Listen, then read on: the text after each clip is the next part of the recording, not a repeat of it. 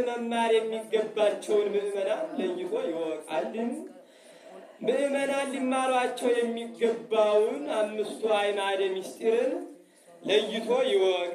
አንድም የአምስቱ አዕማደ ምስጢር ስልታቸውን ለይቶ ይወቅ። ይህን ካላወቀ ቄስ ሊባል አይቻልምና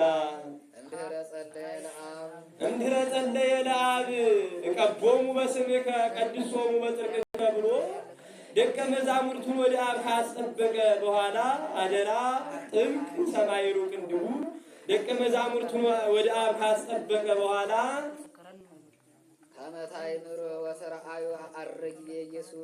ከመታይምሩ ወትርአዩ አርግየ ኢየሱስ ኢየሱስ ወደ መስቀል እሰቀላለሁ ይላልና ወደ መስቀል ከተሰቀልኩ አድርጋለሁ ይላልና ካረኩም በኋላ ሕይወት አጽናኝ መንፈስ ቅዱስን እልካለሁ ይላልና ይህን ታውቁ ዘንድ ወበይንተዝ በመላዊ መፍትውን ከነገረ ህቡዓት ስለዚህም ነገር ቄሱ ኤጲስቆጶሱ አምስቱ አዕማደ ምስጢርን ማወቅ ይህ አግባብ ነው ይበል።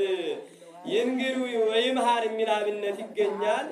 ያስተምር ሊቀ ካህናት ኢየሱስ ክርስቶስ አብነት ሆኖታልና ካላስተማረ ምን ኤጲስቆጶስነት ምን ቀሲስነት አለና አምስቱ አዕማደ ምስጢርን ይንግሩ ወይምሃር ያስተምር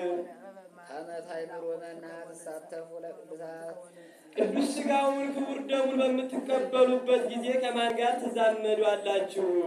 ከማንስ ጋር ነው የምትዛመዱ ብሎ ምዕመናንን ይጠይቅ። ያወቁ እንደሆነ ከሦስቱ አካላት አንዱ ከሰማየ ሰማያት ወርዶ ከቅድስት ድንግል ማርያም ተወልዶ 33 ዓመት ከ3 ወር ወንጌልን ብሎ አስተምሮ በቀራንዮ በመልዕልተ መስቀል በዕለተ ዓርብ በመስቀል ተሰቅሎ ቅዱስ ሥጋውን ቆርሶ ክቡር ደሙን አፍስሶ የሰጠንን እርሱን